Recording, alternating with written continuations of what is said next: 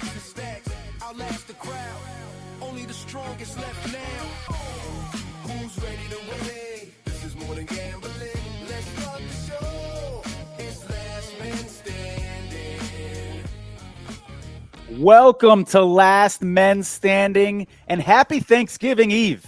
Jason, it feels like just yesterday you and I were sitting at Circa during their Radio Row event, and so much of that day was spent talking about Thanksgiving and the Thanksgiving implications in Circa Survivor. And here we are, the day before Thanksgiving, hours before people have to get their picks in, and the action is upon us, and I couldn't be more excited. It's going to be a fascinating slate, I think, man.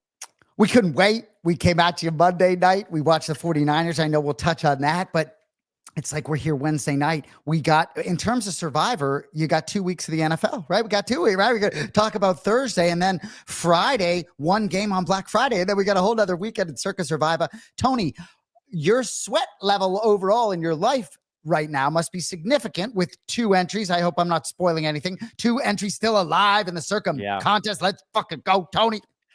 Yeah, I don't feel like a normal human today. Like, I'm on my phone more often. I'm obsessed with things like weather, especially in that Friday night game. I'm obsessed with injury news. I keep refreshing Ian Rappaport's Twitter account. So, yeah, it's a little tricky. A little Carnage report, and then we've got a PSA from Jeffrey Benson that I want to share with you guys. But first, the Carnage report. Last week, there wasn't much carnage. Only 39 people were eliminated, 29 of which were on the Raiders against the Browns. You can see the rest there. 5 on the Saints, 5 on the Bills. And that was it. The rest was pretty smooth sailing. I mean, the Lions had quite a sweat in that overtime game against the Giants. They had that crazy field goal at the end of the half and then squeaked it out in overtime. The one person on the Chiefs also had another overtime game that they barely made it through. The Bears barely got by the Steelers. So there were some squeakers. Yep. But all in all, not a lot of carnage. Why don't we go ahead and pull up, as I alluded to, Jeffrey Benson's little PSA here. So a lot of you watching this right now, if you're watching live, probably already have gotten your picks in because the deadline for your proxy has passed. Some of you, like literally 3 minutes ago. Some of you maybe an hour ago. But for those of you who don't have a proxy and who are local in Nevada, here's your deadlines. 10 p.m. tonight is when you need to get your pick in. And then a lot of you guys are probably wondering, well, how do I find out what the selections are for Thanksgiving? Because in the past, it's always been Saturday night. I was wondering the same thing. Benson posts today. Benson from Circa says between 10 and 11, maybe a little closer to 10 if people get their picks in early. So roughly 10 o'clock on Twitter from the Circa Sports Twitter account. And of course, we're going to be retweeting it at Last Men Pod as well. And then we'll also find out where Grandissimo's at too. Like, let's figure out where these 6 people are going to land. I think it's probably going to be like 3 Philly and 3 Baltimore, if I had to guess. But anyways, that news is coming 7 hours from now, and I can't wait. I'm looking forward to figuring out these selection counts. Oh, and Tony's in Vegas, 10 o'clock a.m. The first game kicks off. I mean, if I were you, I had no children, with respect to my girls upstairs. If I were you, I'd be jumping out of my skin right now, still having this FOMO, fear of missing out because I was eliminated early on. But how you feeling? I mean, hey, I don't want to brush past that sweat. Brock Purdy tried to eliminate you and 297 others on Monday night. Yeah, I mean, I appreciate you bringing that up because the last time we saw this audience, I was sweating. We left them at halftime after Brock Purdy had thrown 3 interceptions. Luckily, the 49ers opened it up a little bit and ended up winning, a 2-score game. But that was scary. That was closer than it could have been. So lucky to be alive with 2. Keeping my fingers crossed. So much to analyze this week, Jason, with, like I said, weather, injuries, strategy, game theory. I mean, there's a lot to talk about, and I'm looking forward to getting into it with you today, man. So before we move forward, I just want to talk to my injury guy, Tony Farmer, about my New England Patriots, right? And just quickly, right? Milton Williams goes down last week. You got Will Campbell and Jared Wilson both protecting the blindsided Drake May. Go down this week. So I guess my takeaway with this, right, is look, the AFC is wide open. Literally the top 5 teams, I think, are all 5-1, right? The odds to win the AFC right now: Denver 5-1, Indy 5-1, Kansas City 5-1, New England plus 525, Baltimore and Buffalo plus 550. It's bananas. But to me, as a Patriots fan, They feel a little young anyway. So to have these injuries, the idea, all these are not season ending, but the idea that all these guys are going to come back and they're going to be able to sort of peak again, if you will, feels a little tough for New England these days. Yeah, and this Monday night, I mean, we're obviously going to talk about it later, but this Monday night game against the Giants, who have a very good defensive line, we've been talking about it all season, going up against a team who has cluster injuries at the offensive line position. Maybe we see a little upset on Monday night. I wouldn't be shocked. We'll see how it goes for sure. I can't wait to talk about that game. Yes, I do too. For sure. It was fun. Takeaways for me, man. I appreciate you leading us off with the takeaways. That's a good one with those Patriots injuries. I think the Rams are the best team in football. I don't think it's close. I mean, they were just absolutely impressive last week. Shedeur Sanders, I think better than a lot of people thought, especially considering how bad he had looked, in relief the prior week. Right? Oh, just wait till he gets a full week of practice. We'll see. I didn't like that comment. Did you like that? I didn't like that at all. It rubbed me the wrong way. No, I did not. Yeah. Did anybody like that besides him and his dad, maybe? I don't know. And then my last takeaway here, Trevor Lawrence, man, with these interceptions, dude, in the red zone, another one in the red zone. Like, I was willing to hold out a little bit of my opinion, say, hey, once Liam Cohen gets there, I think there is still a chance that no more. I'm done with Trevor Lawrence. I do not trust this guy. And this is relevant, by the way, because it's probably going to be a lot of people in week 13B on the Jaguars against the Texans. I'm just saying Trevor Lawrence is a nightmare, and he can, take your ship down at any point. Stop there on Trevor Lawrence. Our producer, Mike Jones, is a Jaguars fan. Like if I was in the brass or in that organization, I would honestly be trying to trade Trevor Lawrence. Tony, he is an absolute nightmare. Every single game, it's not just one disastrous decision or play. It's multiple. It's an absolute yikes for the Jaguars. Like, gosh, if they make the postseason, what I wouldn't love for the Patriots to have that be the team that shows up in their bracket.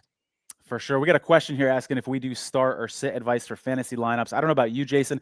It's not my area of expertise, but because there's so much overlap with prop betting and stuff that we do, I think we could probably help. Honestly, there's probably people out there that are slightly more qualified than me, at least, to do that. But feel free, man. Throw them in the chat, and we'll try to help you out as best we can. Yeah, and I will say, in terms of fantasy, I don't love doing fantasy, but what I do find is if I commit to doing fantasy, especially in the sports other than the NFL that I don't follow as closely, it locks me in terms of injuries, most certainly, and other things. Yeah, man. Fantasy stuff with me, I just stopped playing a couple years ago, and I always get invites. Tony, you want to be in my fantasy league? And I just started saying no. Because now you're a man and you're 40, right? Well, there's that, but it also, I'm too competitive. So there's this fantasy league for $700, right? And I find myself spending a disproportionate amount of my time on this $700 fantasy league when I could be spending it making money in other ways. You know what I'm saying? Like on Circa Survivor, as Gil Alexander was saying with you today, right? Like Tony, Tony is living, breathing Circa Survivor. And, and I'll go there real quick. I thought he made a very interesting point to you talking about, hey, you think there's a chance we get a lot of people winning this thing? You talked about Oprah, come on down, everybody getting a blue jacket. I mean, gosh, I don't mean to put you on the spot, but a lot of people could be in this thing late. I think especially if we have a chalky Thanksgiving, that is the first step toward having an 80-person finish or a 60-person finish or something like that. So, we'll see how it goes this tomorrow. I almost said this weekend, Jason. Tomorrow. Oh my God, I can't wait. We're hours away from kickoff. Tomorrow morning for you. Oh, gosh, I'm jealous. I love it. I absolutely love it. Good stuff. Good stuff. In terms of the week, Splash contest. Let's jump into that. Let's give a shout out to our friends over at Splash. We love them. Sports fans, don't miss out on the action right now at splashsports.com. Join leagues and enter massive contests with guaranteed multi-million-dollar prizes. Splash Sports brings the contest experiences straight to your phone in over 40 states with even more ways to play, compete, and win all season long. Finally, a way to play the games we know you love against your friends for real money. So get in the game and download now on iOS or Android or play on the web at splashsports.com.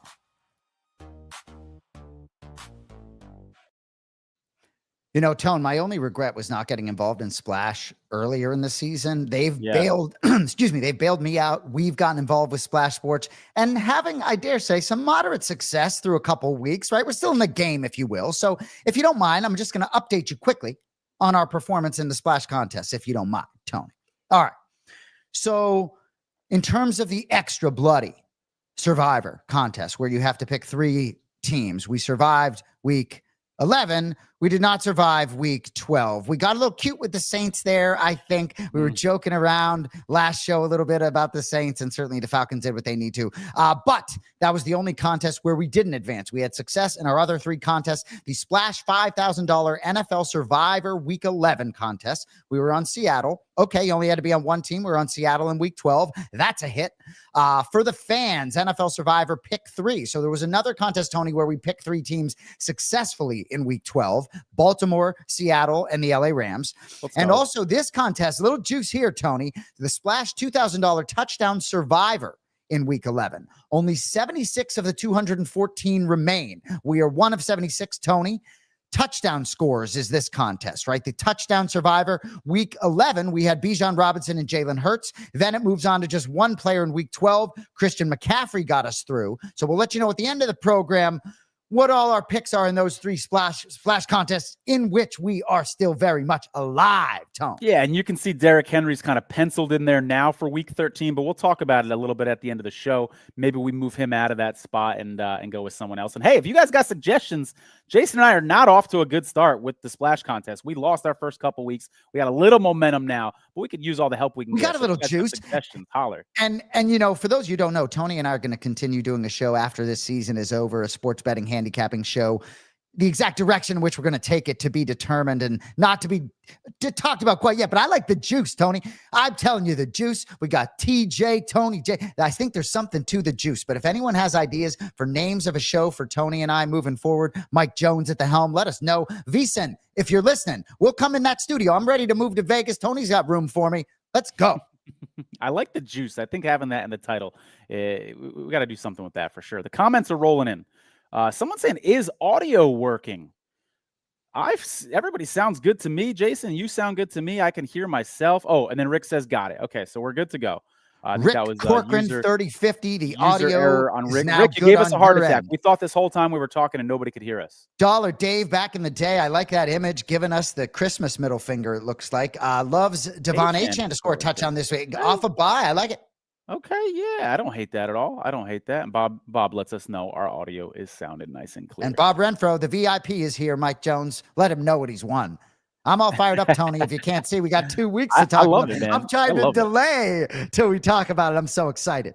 I love it. Let's jump into the week 13 projections. Well, it's really the Thanksgiving projections at this point that we want to talk about here. I saw 45%. If we can pull those up, Mike, if you happen to have those. Dun, dun, dun, dun. So about 45% projected on the Eagles. When I was on Gil's show earlier today, he's thinking maybe upwards of 60% or so on the Eagles. We'll see where it goes. This is not what I was thinking. Yeah, I don't think that's what we want, Mike. I don't see a post for yeah, you know what? They usually put it on Twitter. That's my bad. That's my bad in not providing you with that. Jason, why don't you give us another takeaway if you can from week 12, if you have one, whether it's about that Niner game from Monday night or anything else. And it is I'll log into Survivor Atlas. I do, and it is about the Niner game. And it's like I can't get you out of my head in terms of just almost feeling like, if you're a 49ers fan, you're punting on this season. And I know how good the conference is, and I know I've brought it up before, but gosh, Robert Saleh has them playing good team football on that side of the ball. I know Brock Purdy was disastrous, but you never know. They got a lot of talent. They sort of fill out that receiver position well. I believe in the 49ers more than you. And Mike Florio, my guy, I know I bring him up a lot, made the exact same point I made. If you're the LA Rams, I couldn't agree with you more. Best team in football. I played them plus 425 today down here in Hard Rock Bet. But what team you don't want coming to town? Kyle Shanahan and San Francisco 49ers in the postseason. I love it. I love it. That makes me happy hearing you say that. Projections here for Thanksgiving. I got 49% on the Eagles. By the way, a lot of people do projections for Circa Survivor. Survivor Atlas is the best. There's no doubt about it. Eagles, 49%. Ravens, 30%. Chiefs, 8%. Lions, 6%. There are your favorites. And then Bears, 3%. I've heard a lot of chatter on Twitter, on our Last Men Pod Twitter account. People talking about, hey, you know what? Maybe it makes sense to take the Bears because so many people are going to be on the Eagles. It's like a 2-for-1. If the Bears win, which I know they're not supposed to, not only do you win, but you automatically knock out a bunch of people as well. There's some game theory there. Yeah, and certainly a zigzag spot. But I think as we get into talking about that game, I think there are more reasons than that to peek at the Bears. And Tony, my opinions have changed from Monday. My opinion might change before 10 a.m. Pacific and first kickoff tomorrow. But we'll go game by game here for you tonight on Last Men Standing. Follow us at Last Men Pod if you don't mind. Talk to me, Tony. Jason. All right, let's jump right into it, man. First game, 10 a.m. Pacific, as you said. Packers at Lions. 8% of people have Green Bay available. 17.9% of people have the favorite Lions available. Remember, the Packers won this game in week 1, and they won it in pretty convincing fashion. So do you take that game, isolate it, and say, you know what? That tells me the Packers are a good matchup against the Lions. Or do you say, you know what, maybe the Lions were just rusty. It was the first week of the season, and you don't take much stock into it because it was so long ago. I think the Packers match up pretty well with the Lions, Jason. And I think I know the Lions are coming into this game with some questions on the offensive line. So left tackle Taylor Decker, right tackle Penei Sewell, and right guard Tate Rutledge, all questionable to play in week 13. They're not going to be at 100%, even the guys who do play. And then Graham Glasnow, the center, has already been ruled out. So Frank Ragnow comes out of retirement for the Lions. I think it's too early for him to be in uniform. Like, he's just been sitting on a couch. I don't think we're going to see him in this game, but I'm not sure on that. I got to double check that tonight and see what the beat writers are saying. But long story short, the Lions are banged up on the offensive line. I think of all the Christmas games, this is going to be the one that has the least amount of teams selected. When you take the favorite and the underdog together, there'll be the least amount of people on this one. If I had multiple entries, I'm talking like 6 or 7, you could interest me in a little Packers action here, because I think the Packers are live to win this game, and they're going to be extremely low owned, 1% or less. I would not do it with one entry, but with multiple, I might be interested in the Packers here. Your thoughts? Yeah, I took out of my notes. If I had multiple entries, I might get cute really on either side. This game scares me in terms of Circa Survivor. The divisional component kind of is what it is. I don't think the Detroit Lions have a ton of future value if you're peaking on that side. So I guess for me, ultimately, and look, maybe there's some, I guess they're at Minnesota week 17. I guess we could scrub their schedule. I know there are spots, but for me, I liked the Lions a lot more in this spot a few weeks ago at the beginning of the season. But this is one of those Thanksgiving games that was, along those lines. Oh, when you look at an NFL schedule, how tough is it until you sort of get into it? But I'm with you. I lean Green Bay in this spot. I think Detroit is sort of ripe. The only thing I'll say about Detroit is sort of messed around a little bit last week with the Giants, right? And got through. So I like perhaps them to play a complete football game, not play with their food, and be able to eat them drumsticks on the field. So I think you got some stones if you're playing Green Bay here, despite the injuries with Detroit, because ultimately Green Bay hasn't been consistent enough offensively to show me they can keep up if Detroit wants to get going and Jahmyr Gibbs wants to go nuts. So it's a layoff for me, dog. Yeah, both of these teams have been kind of mediocre lately. The Lions are 3-3 in their last 6 games, just needed overtime to beat the Giants. Packers are 2-2 in their last 4 games, just like not really playing up to their standards. I think we all know Detroit and Green Bay are 2 of the better teams in the NFL. They're certainly playoff teams, but they haven't really been playing like it lately. And Jason, I think that's kind of a theme here for this Thanksgiving slate. We're going to go through these other games, but it's interesting to me that really all 4 of these favorites, when you include the Friday game as well, none of them are playing good football coming into this game, right? Like the Eagles just gave up a 21-point lead to the Cowboys. The Ravens barely got by the Jets, right? The Chiefs have lost 2 of their last 3. Hell, they might miss the playoffs. And we just talked about the Lions, how they've kind of been mediocre lately as well, and just needed overtime to beat the Giants. So you don't feel great taking any of these 4 teams, knowing that it just doesn't feel stable. I don't know that anybody out there in Circa Survivor, unless you're the guy that has 7 entries left, I don't know that anybody feels extremely confident, because these favorites feel a little shaky this week. Without question. And as we go game by game, I think, for me, as much as if I were still alive, I'd love to be able to play that 1:00 game and enjoy the rest of my day and survive. That, to me, of all the games, I have the least feel, among other things. So that's a layoff all day for me, that 1:00 game. I'm going to be full. If I was in Survivor, I'd be full of food before I was sweating anything. All right, Chiefs, Cowboys. It's a big one for a lot of folks out there. 53.7% have the Chiefs available. 74.8% have Dallas available. Both of these teams are expected to be favorites on Christmas. So kind of like I said with that last game, I'm not expecting a ton of people on either side of this one as well because of that future value and implications. There were some injury concerns with the wide receiver position earlier in the week. I think that's kind of cleared up a little bit. I think both teams will be having their healthy complement of wide receivers. But Tyler Guyton, the Cowboys left tackle, is out. And Nate Thomas is going to be starting. And I looked him up on Pro Football Focus, and what I saw wasn't very good, Jason.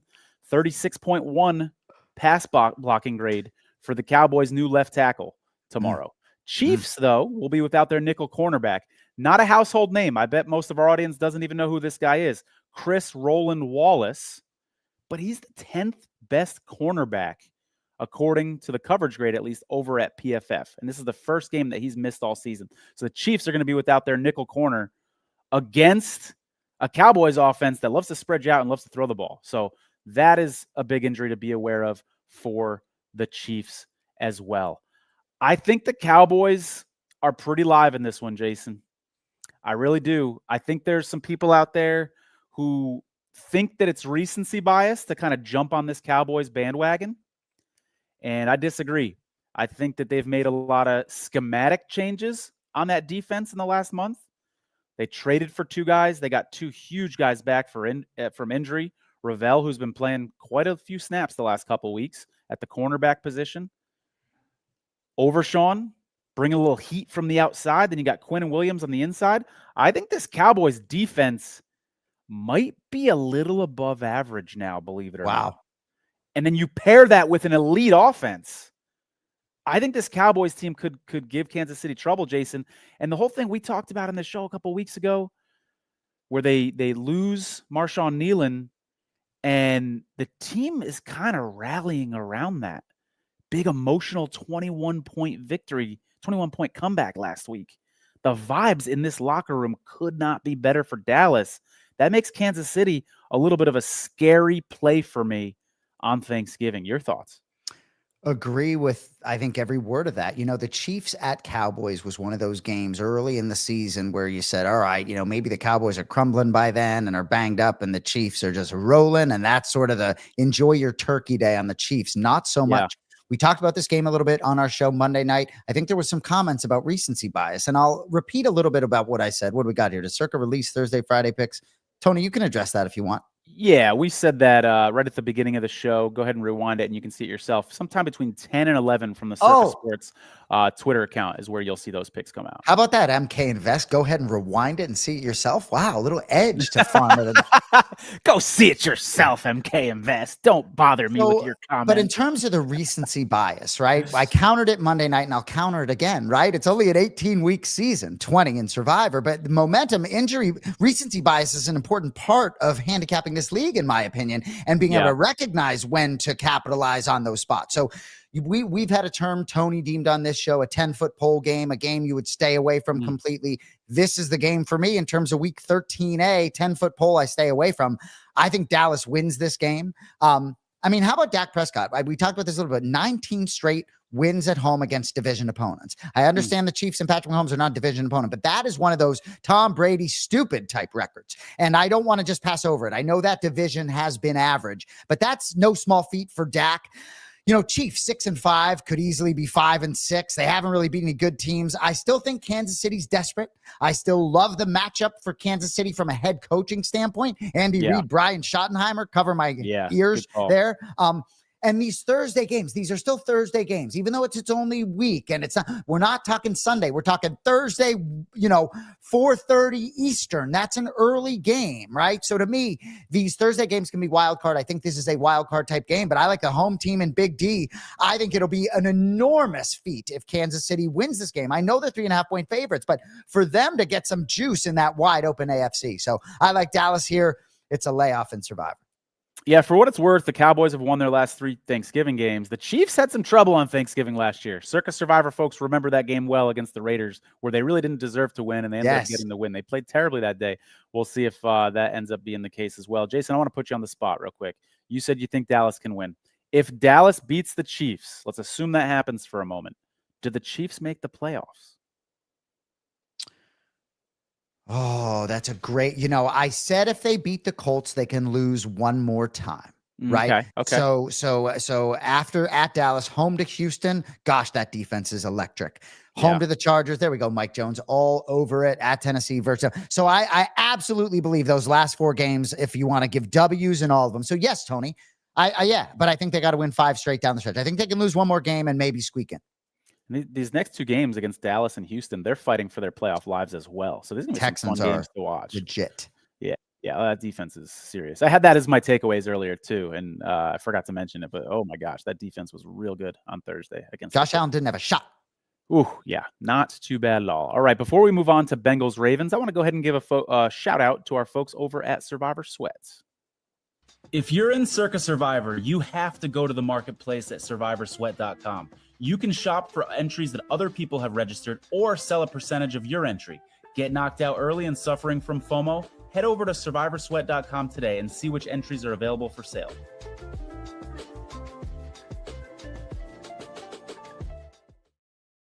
I was on Survivor Sweat earlier today, and I wanted to see like what entries are selling for. I saw like a 1% selling for like $550. I saw like an 80%. I mean, don't quote me on these exact numbers, but it was like 80% for like 26 grand, something like that. So they're selling in the neighborhood of 30K. So if you are interested in giving up a little piece of your entry right now, there are buyers out there who are very interested as well. Consider it maybe even before tomorrow, or certainly between Black Friday and then the Week 13B slates. Moving on here, Jason. Bengals at Ravens. 33%, 33.3 to be exact. Exactly 300 people have the Ravens available. Just found out there's going to be some wind gusts in this one. Wind gusts up to 30 miles per hour. Wow. That matters. That affects long kicks. That affects long throws. Burrow is in. Kind of a last-minute thing. We didn't know until really 24 hours ago. Joe Burrow's in. T. Higgins is out because of a concussion. Trey Hendrickson is out. That Bengals defense somehow got better without Trey Hendrickson. I don't have an explanation for it, but I find that fascinating. How comfortable, Jason, do you think these Ravens folks should feel tomorrow? Oh, that's a great way to put it. I ultimately do think that these Ravens folks should feel pretty comfortable. I may give you some reasons why you shouldn't, but ultimately I think they get it done. I like that they played with their food last week with the Jets a little bit, because maybe they get serious, maybe in the similar way that Detroit can. But as you said, Joe Burrow is walking through that door. And what I would say, I don't think this is a thing necessarily we found out 24 hours ago. They had this date targeted for a long time. They were hoping they weren't going to be 3-8 when they got there, right? Even 4-7, because I do believe 9-8 could win this division. The Ravens are winning this division right now at 6-5. The fact that Cincinnati next 3 games, right? At Baltimore, then at Buffalo, I think, right? And then versus Baltimore. I mean, those next 3 games, I understand Buffalo may not be who we thought they were going to be, but it's just brutal. So I can't help but look at those next 3 games when I think about Cincinnati's really ability to contend. Their defense did look better against New England last week, maybe just a little more want to out of the other guys. And Trey Hendrickson, I hope the Patriots don't go near him in free agency or otherwise, because he looks a little banged up and old to me. But for me, it's going to really surprise me if Joe Burrow, despite the defense getting a little bit better, if he comes off injured reserve and gets on that horse and they go into Baltimore and win. I don't know how healthy Lamar Jackson is, but still ultimately, even though Burrow's there, all the factors, I still like Baltimore, maybe even to cover the spread here. So to answer your question up front, to close it, I do like Baltimore despite the Joe Burrow fly in the ointment component. Yeah, to your point about the Bengals, probably being out of it, I think I agree with that, but let me give you a glass half full analysis of this. They're back behind the Ravens by 3 games, right? Yep. And they have 2 games left against the Ravens. So if I'm their head coach, if I'm Zach Taylor, I'm saying, hey guys, if we can sweep these 2 games, we've had some success against Baltimore in the past. If we can sweep these 2 games, we'll have the tiebreaker. So now we'll only be 1 game behind. So I don't know if the Bengals actually have some playoff hopes, but I believe that they believe they do. And I think that means we're going to get a motivated performance from the Bengals. Maybe it'll look a little bit like when the Bengals played the Steelers the first time this season, and they had that desperation mode, and we saw a really impressive performance from those Bengals on Thursday. Maybe we see an impressive performance from these Bengals tomorrow. The wind is an interesting angle, Jason, because sometimes I go back and forth on this. I'm like, all right, I see there's going to be high wind. I can do some analysis and say, oh, it's going to help the team that runs the ball a little bit better. If a team's too reliant on long throws, it's going to hurt them. But then there's also just the variance, the luck factor, where I'm kicking my field goal and there doesn't happen to be a wind gust. And then when your field goal kicker's up, he just so happens to get that 30-mile-per-hour wind gust.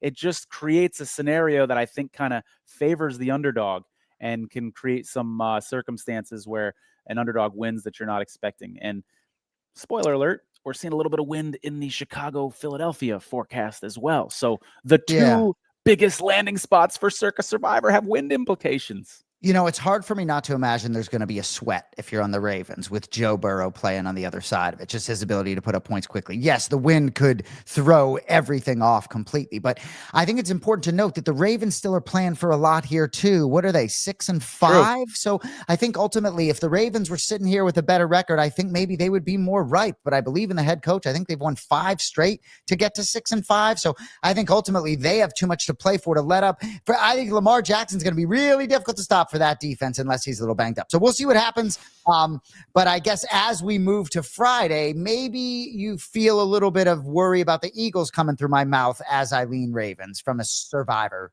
lens. And at the risk of spoiling what we're about to say for the Ravens-Eagles game, let me just ask you this. Who would you be more surprised to see lose tomorrow? The Ravens or the Eagles? Oh, it's a great question, Tony.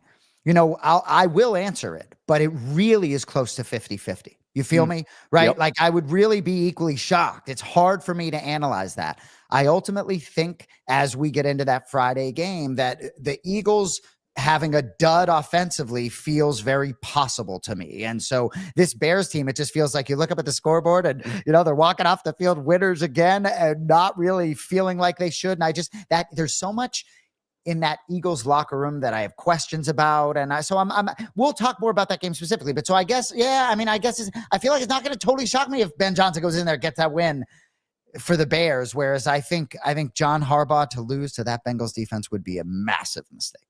Yeah. And Jason, as we talk about this Bears-Eagles game, before we get into the analysis, I just want to say it reminds me a lot for people that have been in Circa Survivor of the 2021 Thanksgiving game, Cowboys, Raiders.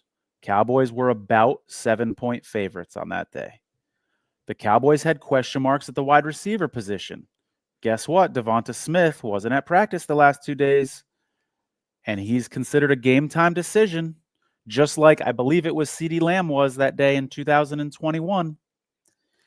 And if you see where I'm going with this, the Raiders ended up winning that game in 2021. Knocked me out of Survivor. Haunted me ever since. This game is giving me those vibes. So much of how I felt in 2021 is how I feel about this game, and it's a little bit scary. That said, the Bears have some serious injuries at the linebacker position. They went into last week down all 3 of their starting linebackers, and then they lose one of the backups who was starting last week. So the Bears may be without 4 linebackers in this game. In a game with high winds, and you'd think Saquon Barkley might get a couple extra carries. Saquon Barkley hasn't been playing as well lately. That offensive line for the Eagles hasn't been playing as well lately, and the Eagles will be down a wide receiver. Reed Blankenship, we were worried about him earlier this week. Check. He's going to be good. You got Reed Blankenship. He's going to be all right. Jackson, Adoree Jackson, the cornerback for the Eagles, we were worried about him. Check. He's going to be good. So this Eagles secondary is a little more healthy today than we thought they were going to be a couple days ago. And the Bears, yes, they're getting Jalen Johnson back, but they lose Tyreek Stevenson. So they swap their corners. They lose a corner, they gain a corner. And then their defensive end gets a concussion. So you're down 4 linebackers and a defensive end against these Eagle team that likes to push you around. I feel good about the Eagles, but I felt good about the Cowboys in 2021 as well. I feel the same about it. So what are your thoughts on this game, Jason? I love the analogy there. And what I'll say is I loved the Eagles Monday night when we spoke. And every minute that ticks off the clock, I like them less. I like the bounce back spot after blowing a 21-0 lead at Dallas. I think that's real. I think that may rally them. And I think that what I'll say, Tony, is this game is on Black Friday, right? Is it going to be a Black Friday? In Circa Survivor, I reserve the right for my opinion to change a little bit as we sit here Wednesday night. So that game in particular, right? It's hard for me I may be feeling the Eagles more than I'm feeling them right in this moment, but I think there's something there with Chicago.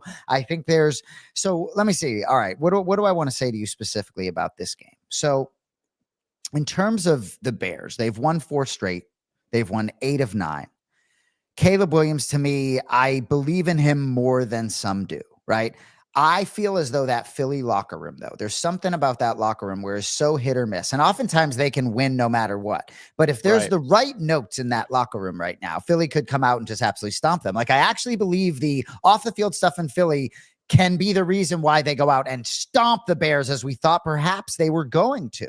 But ultimately, I think for the Eagles too, as you start to look at the Rams and you start to look at defending your crown, right? There's a lot of talent maybe sort of dispersed, but at that top, right? The LA Rams, like that 1 seed is not coming back. I've said over and over again, if that game in the NFC playoffs last season between the Rams and Eagles was not in the snow, I think the Rams win. So I think perhaps Philly realizes what's at stake here and rallies.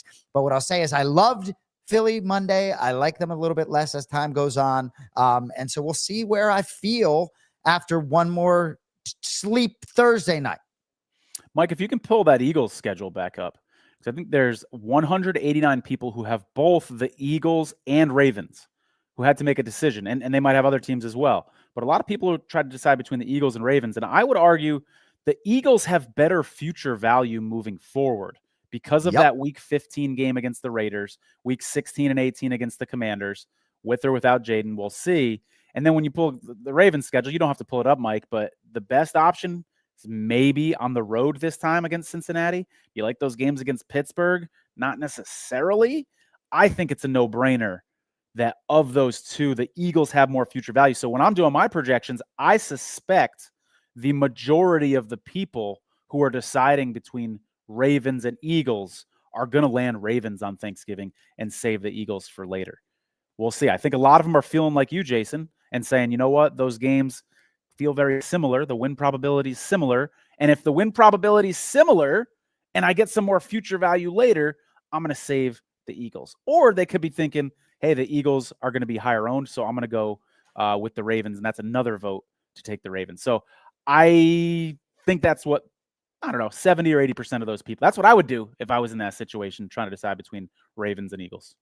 Yeah. And, you know, I think the future value, right, certainly lies with Philly, but not in week 14, right? It's like if you like Baltimore, right, a little bit of extra time off Thanksgiving hosting Pittsburgh, I like that spot quite a bit for Baltimore, right? So I guess what I would say is if you're more of a week-to-week guy, wish I had been, I think there may be more immediate future value the other way, just to play devil's advocate a little bit, but certainly I'm with you on the future value for Philadelphia. Yeah, good call pointing out the extra rest there. By the way, revenge game for C.J. Gardner-Johnson, the nickel cornerback for the Bears, going up against the Eagles, who he's had 2 separate stints with this Philadelphia team. All right, moving on to the Sunday slate. We've got Tony, hold on. Before you move on to the Sunday slate, right? Gotcha. So that's week 13B, right? So that is it, right? Those are it. That you got to pick between those games. So you have 2 entries. Tone, correct? Yep.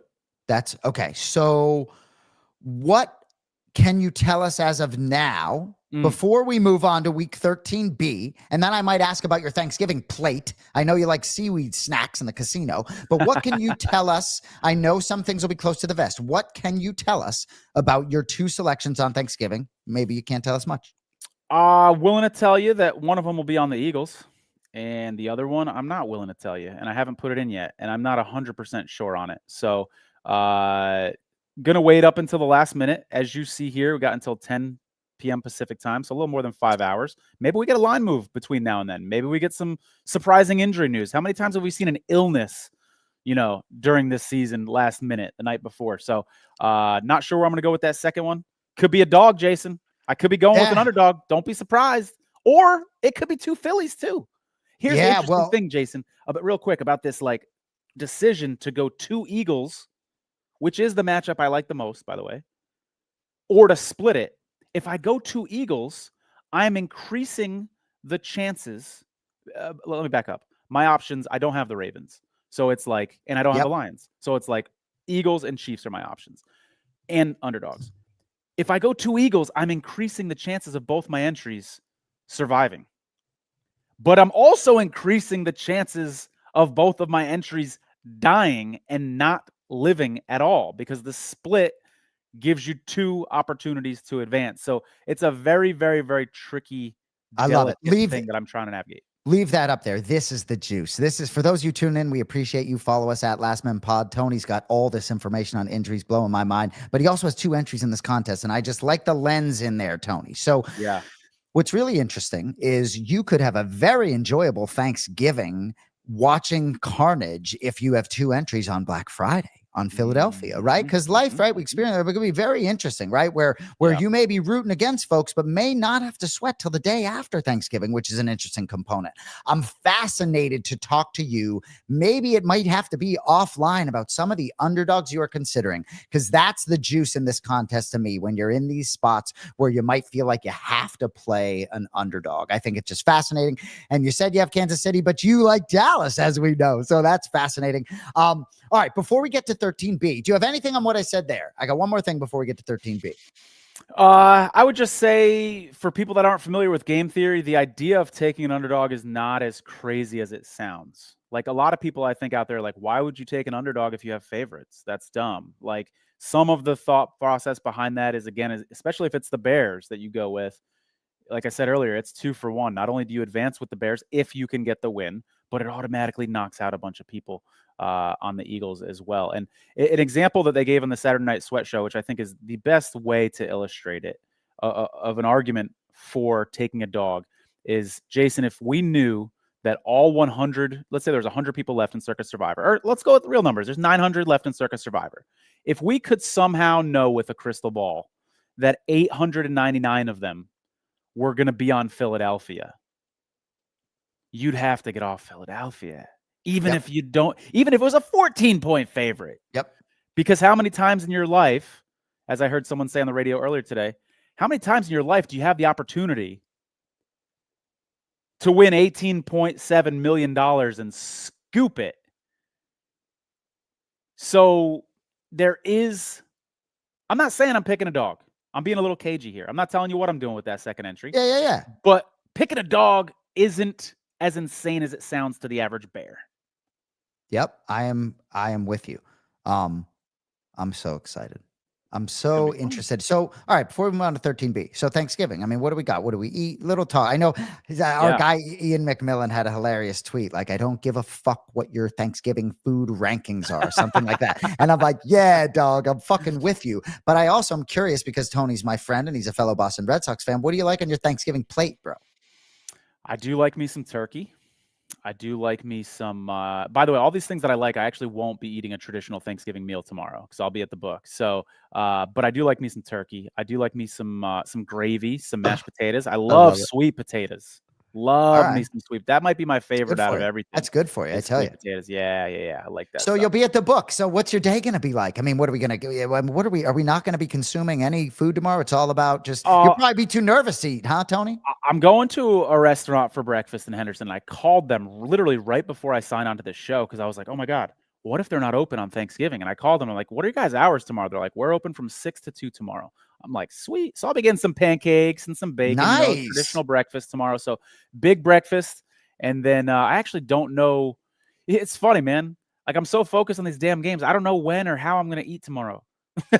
I believe I got 9 hours of football to look forward to. You know what I'm saying? I feel like such a jerk because I'm not even in this damn contest anymore. I am in the splash contest, but I basically said to my mom, like, I will clean. I'm not cooking anything. I said, I'll pay for anything. They didn't want my money. I was like, I will clean everything. I told my younger brother who's cooking, I was like, bro, I'll be taking dishes out of your hand. I'll be like, it's like back when you're working in a restaurant, you're going to look around. I'm going to be like, I'm going to bring a bus tub. No, but I'm telling you, I am going to be dominating from a cleaning standpoint, but my mom knows, like, my focus is football. So, like, you can get a lot done in 30 seconds between plays. plays, right? So I'll be watching a play, clearing some dishes, but I won't miss a play. 4:30, that Chiefs-Cowboys game. Such a gift. Oh, so many of these games, right, on Thanksgiving. You got Chiefs 6-5, Cowboys 5-5-1, the Bengals. There's juice in all these games. Can't wait. I know we got to move forward to week 13B beginning Sunday. Yeah. By the way, your family that you're going to be with, big family, small family, how many people in the household? Oh, roughly? we got a big get together. I think it'll be 15 to 20. My identical twin brother, John Anik, will not be in attendance, which is always a sour spot for me. But other than that, all systems go. Nice, man. Well, have fun tomorrow, dude. Thank you, man. It is, football aside, it's one of my favorite holidays. I like it a little more than Christmas, I think. I like it way more than my birthday, stuff like that. So Thanksgiving's a fun one. Yeah, when you get in your 40s, birthdays suck, Tony. Yeah, true story. Absolutely. All right, let's move on to this Sunday slate. 49ers at Browns. I'm seeing 45% chance of precipitation, 14-mile-per-hour winds. I do want to remind people that earlier this season, we had Grant Cohn, 49ers beat writer, on the show, and he warned us about this game. We asked him, pick some games out that you think people think the 49ers will win, but they'll actually have a tougher time. He cited, some Jim Short statistics about him performing really well against Kyle Shanahan. Myles Garrett is having one of the most dominant defensive seasons that I've ever seen, Jason. He's going to break the sack record, barring injury. I mean, how many times has he had a 3+ sack game this season? He's playing really well, and I don't think that's good for the 49ers. Brock Purdy's coming off an ugly game. You're coming off an ugly game. Now you have to face an ugly game against a bad defense. Yep. Now you have to face a good defense on the road in the elements, and Brock Purdy doesn't do particularly well in the elements. I don't love the 49ers here in this spot. However, I don't hate it. I respect if you want to use the 49ers in this spot, because as you look ahead to the potential spots to use the 49ers, this is probably the one where the least amount of people will be on them. So strategically, it's not a bad spot to pull the trigger with the 49ers, but that Titans game later this season after the bye obviously is a better matchup for them. And then let's not sleep on the Bears week 17, because I know that that's not a great matchup on Sunday Night Football week 17 from a Circa Survivor perspective. But when you consider what else is available week 17, which is very little, like, would you rather have the Niners at home against the Bears or like the Saints or Giants? The Saints against the Titans. So like that could be a sneaky valuable play week 17. I agree. It's a great point there. Some of my stuff took right out of my mouth there. I see a little higher chance of rain perhaps on my end. What's interesting here is that the Shedeur Sanders component, right? Gosh, it's hard for me to imagine that Robert Saleh isn't just licking his lips, eating his turkey, thinking about what he's going to do schematically to Shedeur. I don't know how much I believe in Shedeur Sanders. So I think there are a lot of valuables here, right? And you talk about Tony deemed a term bullshit cushion, right? The weather in Cleveland, like, what's the total? I don't know where the bullshit cushion. I'm not sure this is a game where you have a bullshit cushion. This could be a bullshit game where the 49ers lose. You don't ultimately believe in them this season. This could just be a weird, funky game. And I don't think I believe in Shedeur Sanders. So there's a part of me that likes San Francisco quite a bit. But the weather and the East Coast and the Thanksgiving week component, I just think it's enough to scare me, especially if I have San Francisco. I'm saying to myself, I gotta get them after the bye home to Tennessee, no matter what. Yeah, good stuff from you there. I don't disagree with a word that you said. Moving on here, Jags Titans. I think there's going to be a lot of people trusting Jacksonville in this one because Tennessee is so bad. For what it's worth, and maybe it's not worth much, but the Jaguars did beat the Titans twice last season. We got new head coaches on each sideline, so maybe that doesn't matter, but FYI. 41% chance of precipitation in this one. 90.3% of people have Jacksonville available, and that's precisely why I think this is going to be maybe the chalk next week. I think there's going to be upwards of 30% of the field on Jacksonville. Wow. And I have mixed feelings about this one, Jason. Like, no, it wouldn't shock me if the Titans stunk again. I'm on record on this show as saying I don't think the Titans are going to win another game this season. The only win that they do have was that fluky win against the Cardinals. We talked about it. They couldn't even beat the Texans off a bye when the Texans had their backup quarterback in Tennessee. So it's hard for me to imagine this Titans team beating this Jacksonville team. And in terms of spots, I think this is very important to note. that this is the second straight road game for Jacksonville and their fourth road game in 5 games. That matters. The Titans, meanwhile, haven't had a road game since October 26th. They've had 4 home games in a row with a bye in there.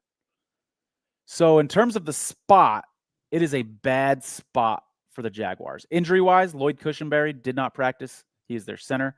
Dan Moore, their tackle, limited.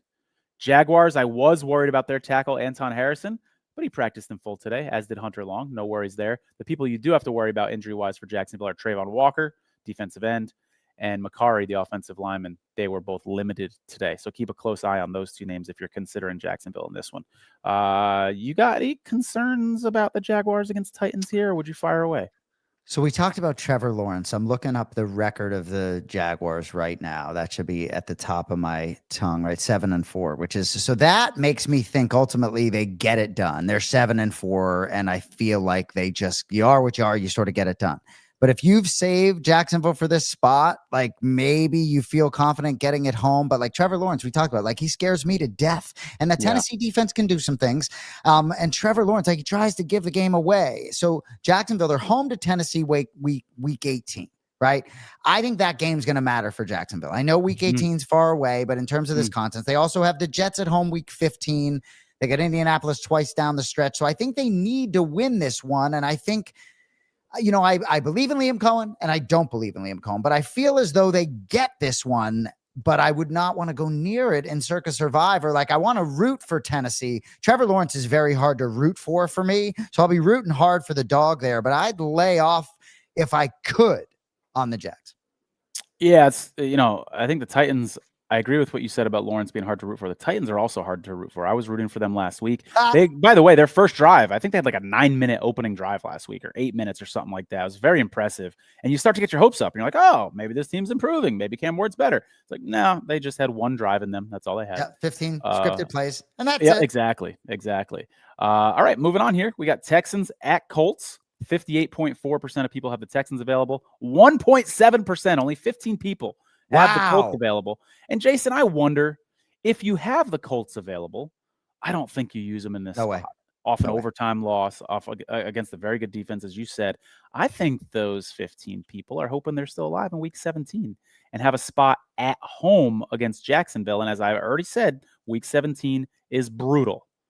So I love that for those people. Like, this is one, if you want to go on the Survivor Sweat Marketplace and buy an entry, look for someone that still has the Colts available, because that is that could be a game-winning, that could be a contest-winning move. If this isn't a contest where we have 60 winners, 80 winners, and it's a smaller pool by then, the 1 or 2 people at that point who have the Colts available, God, that's a nice spot to be. And you talk about the lack of people having the Colts available to them, so certainly that creates a zigzag spot if you're bullish on the Colts here. I think the Texans may go in and win. Chris Sims has said it all year. I've said it on this show. Houston can win games defensively without nothing on offense. So, you know, one thing I'll keep in mind for people, right? The Texans, I kind of believe in this team. I think CJ Stroud is going to play, so that game scares me. I like the Texans plus the 4.5 quite a bit. Texans home to Vegas week 16. Keep that in mind, because I'll tell you what, that Texans defense with a healthy CJ Stroud in a game they need to win, I love that spot for the Houston Texans. And, you know, the Raiders are as fadeable a team and maybe as bad a team as the Tennessee Titans. Yeah, you're not kidding. They look like they might be maybe the worst team in football. They're playing very bad. Right. Moving on here, Saints Dolphins. 21% chance of precipitation, 12-mile-per-hour winds. 98.3% of people have Miami available. Jason, does this game remind you of the Raiders game last week a little tiny bit? Mm-hmm. You know, it's a team that we all know isn't very good, but they're playing such a bad team and have no future value. So it creates temptation to get cute. It didn't work out for the Raiders people last week. I'm not saying this one isn't going to work out. I'm just saying it reminds me a lot of that spot. For what it's worth, Darren Waller and Jalen Waddle both limited today in practice. So keep an eye on their injury news moving forward. What do you think about the Dolphins in this spot? Gosh, if you have the balls to take the Dolphins, right, off a bye, it's just so difficult to know some of these teams that are out of it, where the locker room is at, right? Frankly, I should come knock on some of my local contacts down here to see what the vibe is in the locker room, because I feel as though Mike McDaniel has these guys playing for him and playing for one another in a lot of ways, and has sort of held the ship together a little bit. So I think potentially the Dolphins are feeling pretty good about themselves and can handle it here. And Tony, I mean, you said a lot of people have the Dolphins. You said 98% of the pool available to them. Yep. Do you see this as any type of zigzag spot? Yeah, I think there's going to be more people on the Dolphins than that Raiders team that I compared them to last week. I wouldn't be surprised to see the Dolphins between, upwards of 5%, maybe even getting close to 10. I think it's going to be a spot that attracts some people, especially people who maybe haven't planned ahead. We talk about Circa Survivor strategy, and earlier in the season, there's a lot of people that say, stuff will open up later. I'm not worried about planning ahead because there's injuries, et cetera. Stuff will open up. I think this is one of those games that's opened up for people. Bingo. And quickly too, right? We talk about 13A, 13B. The 8 teams that play on Thanksgiving and Black Friday are not available. There's not a lot of games to choose from on this Sunday slate as we wind down the 1 o'clock. So anything else on Saints Dolphins from you? Yeah, I got a question for you. And you're going to be like, Tony, why are you asking me this question? But just bear with me here. Pretend hypothetically you and I were both NFL coaches on, different NFL teams. We're both head coaches. And I call you up and I'm like, hey, Jason, that team that you coached for last week? Can you give me a little insight? We're boys. We're as close as you and I are against? now. The team that you coached against? I'm going up against the team that you used to work for. And I'm like, hey, can you give me any inside information? Would you help me out? If I used to work for that team and you're my friend. Yep. I think most people would answer yes to that. You know, I think it would depend on yes. All right. Here's why I'm asking. Follow me here. Vic Fangio was the defensive coordinator of the Dolphins in 2023. He gets fired. Okay. Technically, they mutually parted ways. He got fired. Okay. Vic Fangio's protege is Brandon Staley, who's the Saints defensive coordinator. Okay. Brandon Staley was on the 49ers staff last year. He spent time with Kyle Shanahan, who was the mentor for Mike McDaniels. So that's a long way of saying there's some institutional knowledge that Brandon Staley, the Saints defensive coordinator, has here in this game against the Dolphins. And regardless of how you feel about the matchup, regardless of how you feel about the point spread, I think that matters. And I think Brandon Staley's getting on the phone with Vic Fangio, and he says, hey, tell me what you know about your former employer who fired you. What can you tell me about Mike McDaniel, who you coached against every single day in practice? Can you help me out, buddy? You just said you'd help me out. You don't think these guys are having this phone call? If I'm sitting here watching this show and we appreciate you watching and I'm on the Dolphins, I'm like, God damn it, Tony. Like, now what am I supposed to do with all that information? Now I got to switch things up because I got Tony Farmer in my head as I'm eating turkey. That's unbelievable. That's great stuff there. That certainly matters when you have these games that can be defensive and funky. You can be sure I'm eating what you're putting out there with that. Good stuff. All right. Falcons, Jets, 32% chance of precipitation. 99.7% of people have the Falcons. As I said, I think last week, why do 99.7% of people alive have the Falcons? Because every time people take the Falcons lose. That's why so many people have them left. Yep. Falcons have lost 5 of their last 6 games, though they did win last week against the Saints. The Jets are an interesting team, Jason. I want to work through with you the Jets' last 6 games because I was kind of surprised when I looked at this. It's not as bad as I thought. So let's go back 6 games ago. They lose to the Broncos 13-11, international game. No shame in that, right? Broncos they should have won. All you people that got through in the Broncos and Survivor, congratulations. Go ahead. I was one of them. Oh, one of these two? Oh yeah. And then, okay, so you lose to Carolina 13-6. Carolina also beat Green Bay and has been hot at times. So that's not a good look, but it's not terrible, right? Then you beat Cincinnati, you beat the Browns, and then back-to-back losses to the Patriots and Ravens, who are playoff teams. Maybe this Jets team isn't in the Titans-Raiders camp. Maybe this Jets team is a little tier above the Jets and Raiders. I think they have the right head coach with Aaron Glenn. He eliminated me from this contest week 7 at Cincinnati. Don't show my face, Mike Jones. Don't put that thing up on there. I don't want to look at my fat face for that. Cincinnati thing. Kirk Cousins just makes me laugh, right? It's not going to shock me at all if he looks 49 years old and the Jets make him look silly out there. If I'm a Jets fan, I'm really excited at some of the draft capital and them sort of flipping the switch here. So, I wouldn't go anywhere near this game, and if you're trying to sort of zigzag here, I wouldn't go near this game. I could see both teams winning for different reasons. I think Kirk Cousins is the X factor. So forced to choose, I think the Jets get it done. Kirk Cousins is the X factor. Man. Well, he's starting, isn't he? Yes. And that whole backup quarterback thing, right? It does enough, they get a win. And then what are you going to ride with him next week? And then he falls flat in his face. And some of these older quarterbacks, I just think the Jets defense still has something despite trading some people away. And I think at home, I think Aaron Glenn has these guys building for the future, thinking about being part of the culture. But they're playing hard. Yeah, definitely. So that would, if you're looking at an underdog or you're looking at a small favorite in a slim week, I would turn the page quickly on that game if you're asking me. Yeah, I wouldn't be surprised to see 0 on each of those teams tomorrow, even though everybody has the Falcons available. It's tough to trust them at this point. Cards, Bucks, 81.3% of people have Tampa Bay available. Future value. Rams, Panthers before we close out the 1 o'clocks with Cardinals. Oh, thank Bucks. you. Yep. Okay, my bad. I had that out of order. Let's jump into that then. Rams, Panthers, 11.2% of people have the Rams available. As I said before, I think they're probably the best team in football right now. Future value-wise for the Rams, they still have games against the Falcons and Cardinals in weeks 17 and 18. How good would you feel, Jason, if you're still alive in Circa Survivor and you've got the Rams in your pocket headed into weeks 17 and 18? That's a reason not to use them in this spot. But I do think most of the people who have the Rams, I'm talking 90% of that 11.2%, I expect to take the Rams here in this spot. It's a pretty sweet spot, not just because it's low owned, not just because it's one of the better teams in the NFL versus one of the worst teams in the NFL, but also because the Panthers are banged up. J.C. Horn, one of their best defensive players, gets a concussion last week. Cherilus, a backup linebacker who was playing because the other linebackers, Rosenboom and Wallace, were hurt, also gets hurt.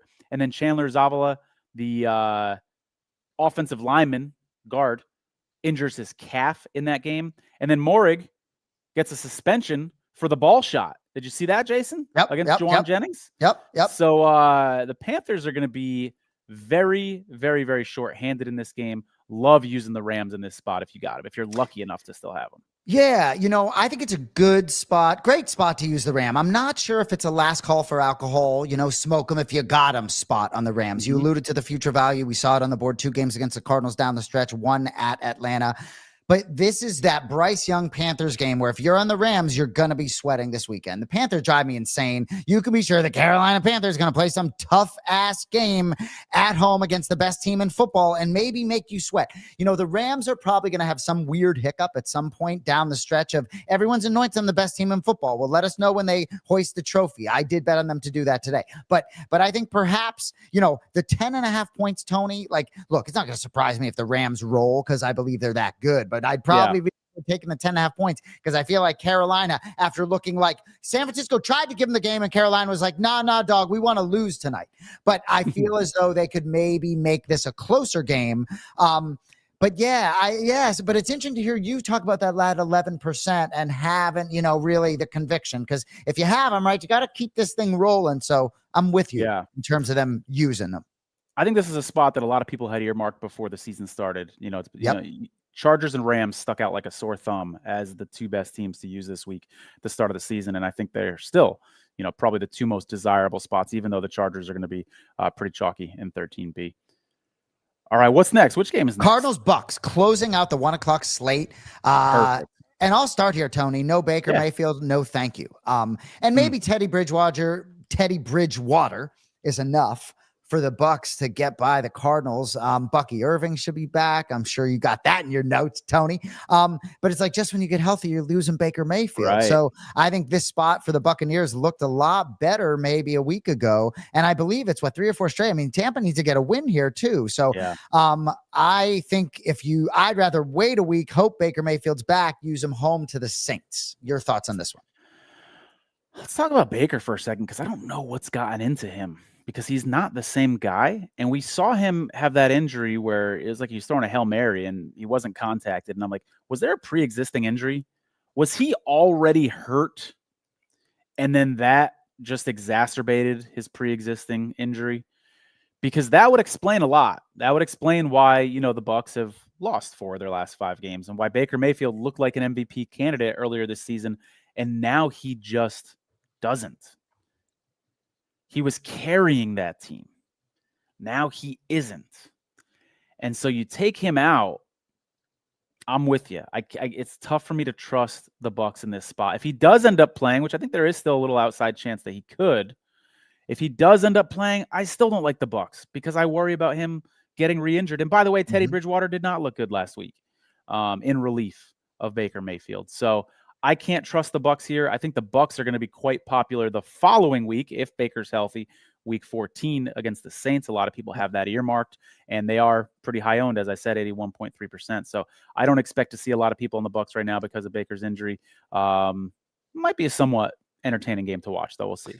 Yeah, good stuff. And before we move on to the 4 o'clocks, I like that you talked about sort of a pre-existing injury because you saw Baker when you're talking about the MVP, a lot of it's some of these rushing plays. It's unbelievable where he's not sliding and he's getting the first down. Yeah. Well, that can catch up with you. So, good point. All right, before we get to 4 o'clocks, a word from our fine sponsor, Race Oracle. Attention racing fans. If you want an edge at the track, you need Race Oracle. This subscription service uses advanced AI modeling built on over 200,000 historical races, crunching hundreds of data points from weather and track conditions to jockey history and speed ratings. Race Oracle gives you proprietary win percentages, Kelly betting strategies, and live odds tracking, covering every race in North America, plus the UK and Ireland, so you can bet around the clock with confidence. Don't guess, predict smarter. Subscribe today and start betting with data, not luck. Everything good except the voiceover there on that spot, isn't it, Tony? Hey, so if you win this thing, well, you're gonna probably win this thing this year. But when we have a joint entry next year and when we win it, can we maybe look into buying a horse race or a piece of a horse race? Call it the Juice or call it Last Men Pod or something, right? Our friends over at Race Oracle, we'll get in the game in a different way if we win this thing. I like it. Let's just buy a horse. I like it, man. I like it. Vikings. Very fun, but dumb investment. I've heard. Go ahead. Minnesota at Seattle. 6.8% of people have Seattle available. And I'm jealous of every one of you because I think it would be great to have Seattle, not just for this spot, but also week 17 against Carolina. Talk about a game-winning move, a contest-winning move. You still got Seattle in your pocket for that game. You're feeling really nice. This is one of those games that you probably had nowhere on your radar before week 1. Because we didn't know Seattle was going to be this good, and we thought Minnesota might be a little better. I did, at least. So this has kind of crept up on us. All of a sudden, Seattle's in a great spot here against the Vikings. 6.8% left. Unless you've got good Week 17 options, I would save Seattle, but I don't blame people for firing away with Seattle in this spot. I think it's a great spot. I think they're going to win the game. Your thoughts?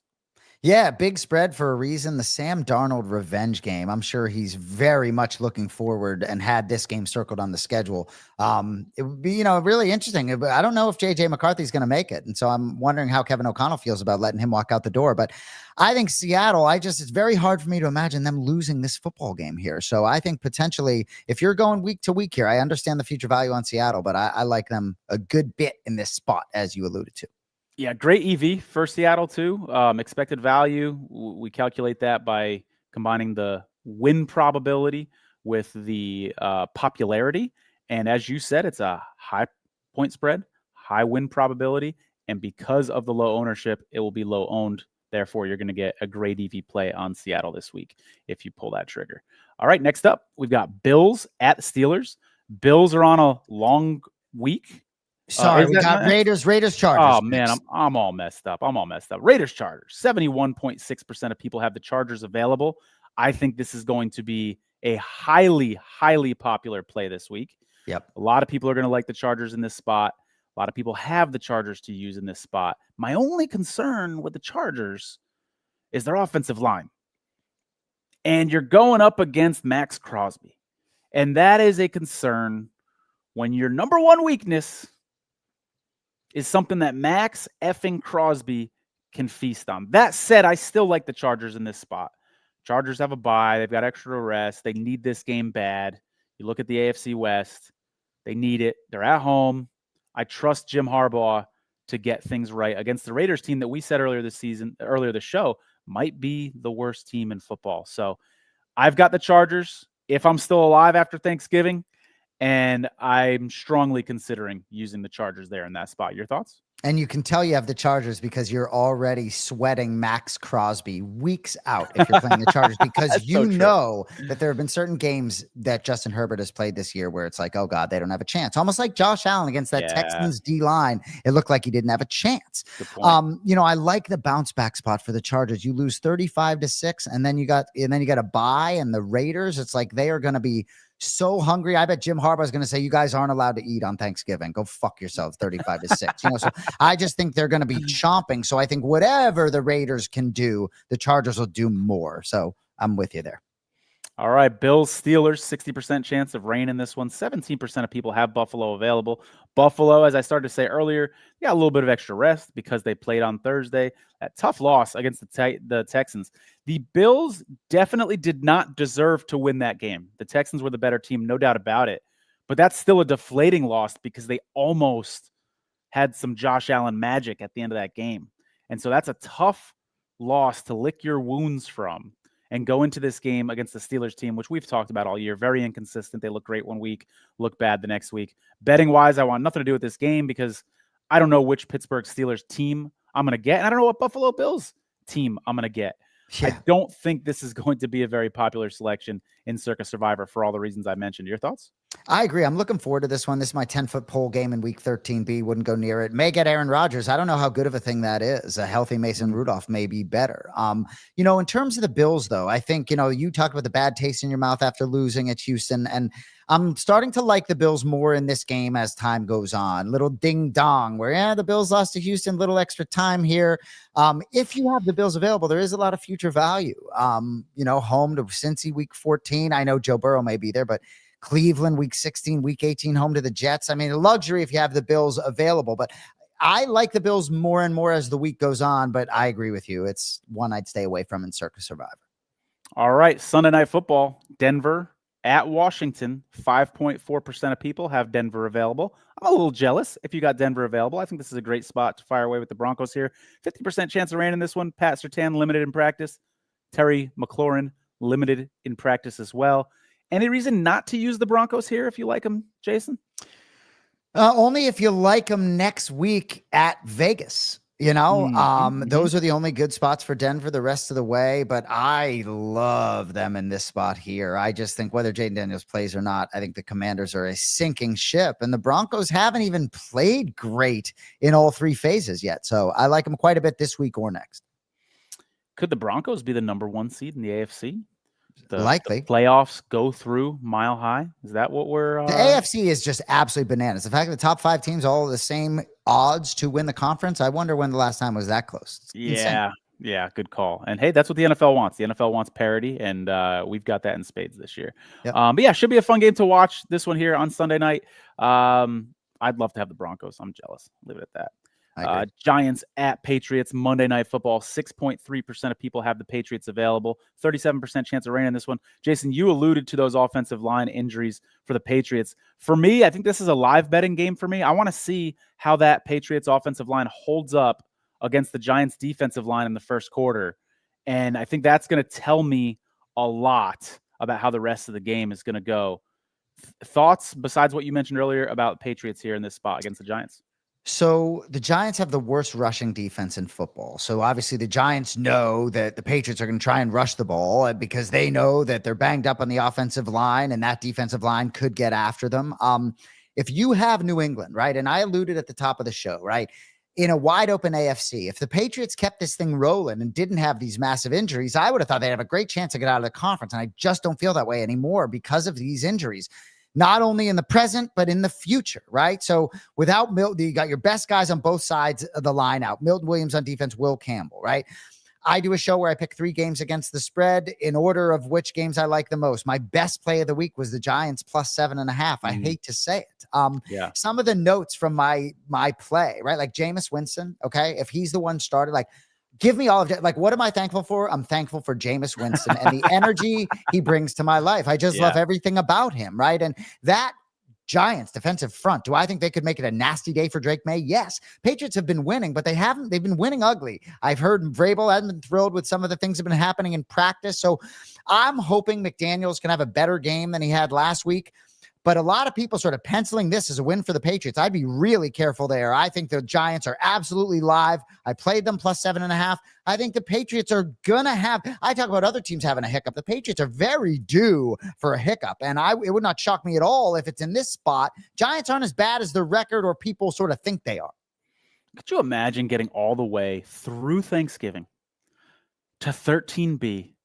You've been smart enough to save the Patriots up until this point. Kudos to you, because most people have burned them just to survive to this point. And then you lose with those Patriots on Monday Night Football when the pool at that point, I mean, we might have 400 people left in this thing at that point. That'd be pretty devastating. I'm just going to say what I've said on this show many times before. Patriots week 17 and 18 have the sweetest finish to the season you could possibly ask for with the Jets and Dolphins. And don't get me wrong, if I don't have other options, absolutely feel great about firing away with the Pats here. But if I got to choose between like Pats and 49ers, for instance, or, Patriots and Chargers or something like that, I'm saving the Patriots for later if I can afford to without putting myself in a precarious situation. Totally agree. So the Patriots have a bye after this Giants game, right? And then it's home to Buffalo, pick'em game at Baltimore. That's a loss, if you ask me, without your linemen. Yeah. I don't think any of these linemen are coming back before the postseason. And so when you talk about week 17 and 18, I certainly think maybe the Patriots are going to have some things to play for in 17 and 18, where I think that could benefit you, Tony. So despite being banged up, I still like them quite a bit. But it's not going to shock me at all if this thing falls apart a little bit in New England. I think Tom Curran, well-known New England Patriots beat reporter, said it's not going to surprise him at all if the Patriots lose 3 games in a row. I couldn't agree with him more. Not saying he's predicting it, but it's not going to shock me at all. So that jives even more with your point about liking saving them. If they lose 3 straight, I like their chances to get right at the Jets, but I think the Patriots are in trouble, and I hope they prove me wrong. And even if the Patriots aren't in trouble and this offensive line stuff ends up being okay, and they end up beating the Giants and they end up winning those last 2 games of the season, don't you need them to prove it to you first? Don't you need them to say, hey, I've got 3 really good opportunities to use the Patriots. How about I watch a game and make sure that they're still a good team before I use them? Again, if it's your only option this week, that's a different story. But if you have the luxury to wait and take a wait and see approach on these Patriots, I think you got to do it. I agree. And I also think Josh McDaniels, while I've said he's had like a perfect season, last week against Cincinnati, most certainly didn't. I thought there were a lot of opportunity to run the ball the outside. That defense has been laughable, and you made them look pretty good and made a lot of people that are wanted to play the Ravens this week be like, I don't know, is that Cincinnati defense like okay now? So I don't know. I think a lot of question marks. It's a long but short season. So we'll see. Absolutely. Well, I know we got to talk through our splash picks. Anything else from you on the final game of 13B? I don't think so. I'm jazzed up though, dude. I mean, our next 4 days are just going to be phenomenal. Even if you're not in Circa Survivor, I know you guys are in other, splash pools and things like that. This week is just going to be, God, this is what I live for, man. I can't wait. So forgive me for saying this. I'm a betting man. If I had to guess, I'm going to guess you're not going to have both on Philly. But if you do, that's hilarious. Wouldn't it be hilarious if you ended up with Thanksgiving just rooting against folks and not having an entry on that particular day? Wouldn't it be kind of funny? It could happen. I know. Could happen. Poker face. All right. So let me talk about these contests real quick, right? So we did talk. Tony did have Derrick Henry penciled in the Splash 2K Touchdown Survivor Week 11. So if you think I'm going to go in there and change Tony's pick, you got another thing coming. I ain't changing that. Well, what do you think about the A-Chain angle, though? Dollar Dave said he loves A-Chain. Am I saying it right? It's A-Chan, right? Devon A-Chan. Yeah. A-Chan. Okay. Yeah, So what do you think about that matchup against I think maybe we go A-Chan just out of appreciation for Dollar Dave and to ride with him. Okay. I like it. I said Falcons. I meant Saints. But yeah, let's do it. Is that Mike Jones at the helm? That's not me. Let's go, Mike Jones. I love Mike Jones, right? You don't even have to ask how Mike Jones got the login information. It's don't worry about it, okay? Mike Jones locked in. Yeah, pencil Devon A-Chan. Miami Dolphins running back. Dollar Dave, we're rolling. Now, Dollar Dave, this is your shot, bro. If we go down, we've nurtured this thing the last couple weeks. Oh, if we go down with Thanksgiving, Mike Jones, it's not your fault. Oh, Tone, it's just for Thanksgiving. So we'll get, if we get through, right? Am I missing something? No, there he is. There he is. Games. There we go. Okay, there he is. Spelling it wrong. Oh no, that's all right. We got to remove him and make him the alternate. We'll figure it out. But Devon Achane, don't worry about it. We won't belabor this. Dollar Dave, this is your shot, man. If we go down with Achane, we can't take your advice again and splash. This is your shot. Mike Jones, you think you have access, Mike Jones? You don't know if you have access. Tony blocked it. You just got fucking like manager access or some shit. All right. So in our splash $5,000 NFL Survivor Week 11, which is only one team, we picked Seattle in Week 12. This week we are on the LA Rams, Tony. More than fine keeping that in and rooting against the Carolina Panthers. So leave that right as it is. And then finally, Tony, for the fans, the NFL Survivor pick 3 that we did get through last week with Baltimore, Seattle, the Rams. This week, we have Philadelphia, which I like, against the Bears on Friday. The LA Chargers, most certainly we like that. And the Denver Broncos. So I like that quite a bit. I'm not messing with anything. The only omission, we're gonna throw Devon Achane in for Dollar Dave instead of Derrick Henry. We'll make Derrick Henry the alternate. And I think that's all I got. Good luck, bro. Let's survive, Tony. And I'm wearing this shirt that says be good, right? Just be good. Just the teams that Tony plays, just be good. Just do your job, right? As Bill Belichick would say. Just be good for Tony. Because the 49ers, like Brock Purdy, tried your own starting quarterback. You're wearing the 49ers jersey. He tried to take one entry from this contest. He did. Yeah. And for those who weren't watching, we did have a great turnout for our watch along on Monday. That's what Jason's referring to. That was a lot of fun, by the way, Jason. I hope we do a few more of those maybe before the season's over. That was great. And I had an idea. If you're still alive. Fingers crossed, right? We should call those sauna sessions because we're sweating together with our listeners. Sauna sessions, sweat together with a watch along. Anyways, appreciate you guys watching. Hit that thumbs up button if you're watching on YouTube, please. Hit that like button if you're over on Twitter. Hopefully I'll still be alive. I got to get through 2 more options here. Wish me some luck. Good luck to all of you. Enjoy Thanksgiving.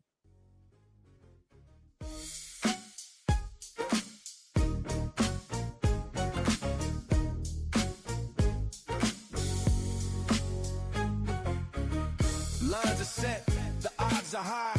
Every bet a test who will survive. Chasing